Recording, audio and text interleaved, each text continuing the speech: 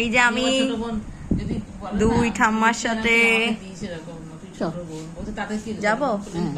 আচ্ছা দাঁড়াও, এই যে তোমার বোনু তোমায় কি বলছে? আমি বললাম এটা তোমার বুড়ি দিদি। বলছে বুড়ি দিদি আমার অনেক করেছে, আমি আমার বুড়ি দিদির ঋণ শোধ করতে পারবো না। তাই? হ্যাঁ, তুমি তোমার বুড়ি দিদির ঋণ শোধ করতে পারবা না? তোমার বুড়ি দিদির ঋণ শোধ করার দরকারও নেই। ভালো থাকো, খুশি থাকবে, এটাই অনেক, তাই না? আবার চলো, ওই দেখো বনু চলে যাচ্ছে। বনু চলে যাচ্ছে। যাই, আবার আসবো।